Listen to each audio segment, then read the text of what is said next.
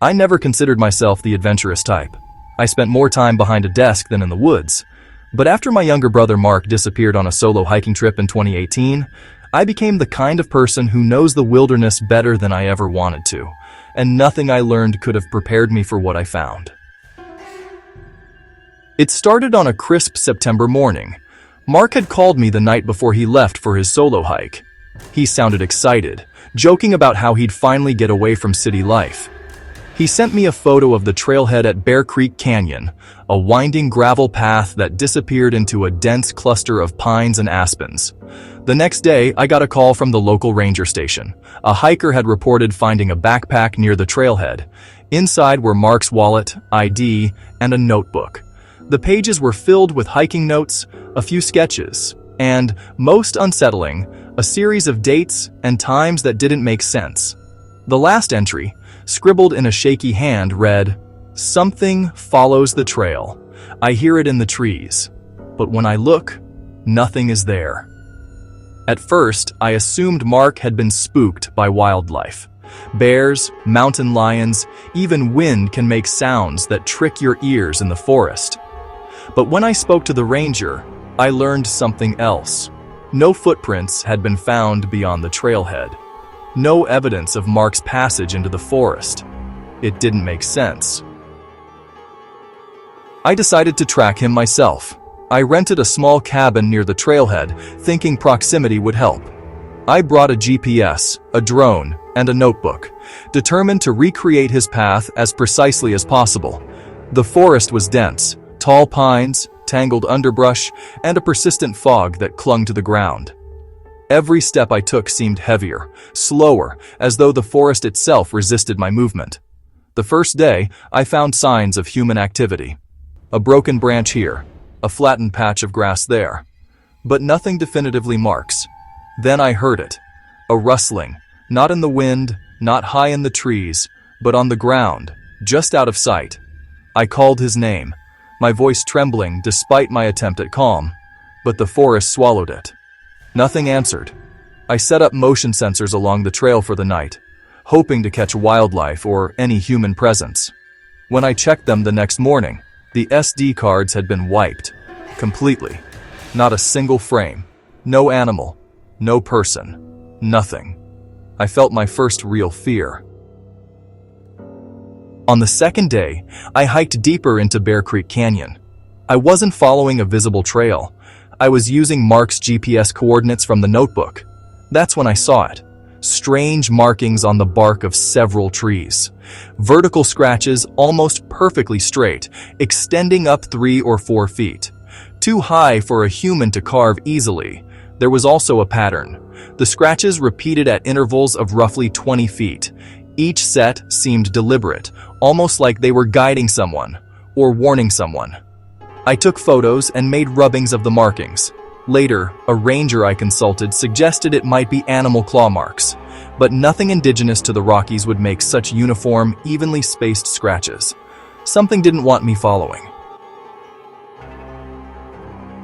That night, in my cabin, I couldn't sleep. Every small sound seemed amplified. Around 2 a.m., I heard it. A faint tapping on the cabin walls. Not wind, not branches. Tap, tap, tap. I grabbed a flashlight and stepped outside. The forest was still, fog rolling through the trees, light from the moon barely cutting through. I called Mark's name again. Silence. And then I heard it. My brother's voice. Soft, distant, whispering my name. I froze. My pulse went through the roof. There was no way he could be out there.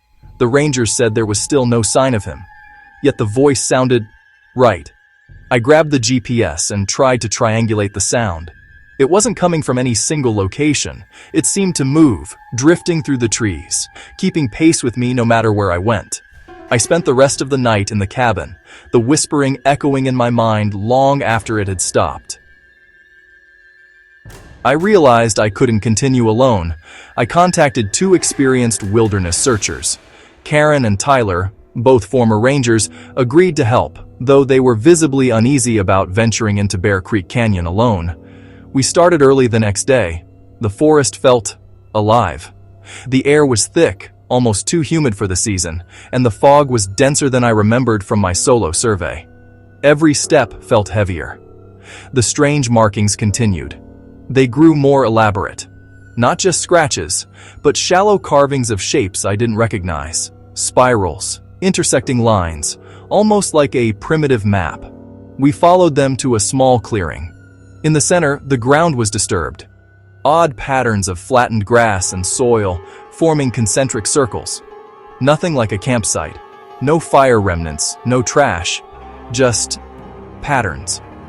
Tyler, a grizzled ex-ranger, muttered, "I've never seen anything like this in 30 years. And then we found the footprints. Small, bare, not human. And they didn't match Mark's boots. They led toward the trees and disappeared. Just ended abruptly, like something sank into the earth. That night, we set up motion sensors and audio recorders in the clearing. Around midnight, the microphones picked up something. Faint voices, whispering. Not speaking English, not any language I recognized. They weren't yelling, just chanting softly, almost rhythmically. I played it back, and my stomach turned. One of the voices was Mark's, clear as day, but distorted, thin, high-pitched, echoing unnaturally. Karen suggested it might be a prank. I didn't think so. On the third night, we were camped deeper in the canyon. Fog so thick you could barely see your hand in front of your face. At around 1:30 a.m., I saw them. Faint orange lights moving between the trees. Not lanterns, not fire. More like eyes, slowly drifting. They didn't blink or move naturally.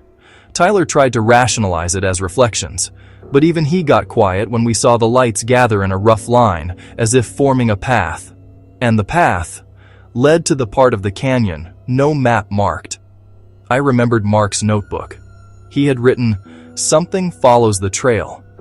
But now it felt alive. Intentional. That night, Karen woke me. She whispered, "Something's outside the tent." We unzipped and saw footprints, tiny, bare, leading up to the tent, then stopping. A faint scratching sound began in the trees. Not branches, nails on bark. And then a whisper. My name. My brother's name. We grabbed our gear and moved, following the path of the lights. The fog thickened, disorienting us. And then, Karen disappeared, just vanished. 1 second she was there, the next, gone. I ran. Tyler ran. But by morning, both were missing. My GPS showed me in a completely different area than where we had camped. I had no recollection of how I got there. I was alone, lost, and my radio didn't work. The satellite phone showed a signal, but no calls would connect. I found a small cave. Inside, the walls were carved with symbols like those in Mark's notebook, and in the center, a pile of backpacks. Old ones, new ones, all shapes and sizes, none of them mine. Then I saw it. A figure crouched in the shadows. Not human. Thin, pale, elongated limbs, but its face, shifting. Every time I blinked, it resembled someone I knew. Friends, family, and the last, Mark. He, or it, didn't speak. It just pointed to the symbols, and then a whisper. We keep them here. They don't leave. I realized it had been following Mark, me, Karen, Tyler. Not to harm, but to collect. I ran. I don't know how I survived. By some miracle, I found the ranger station, but no one believed me.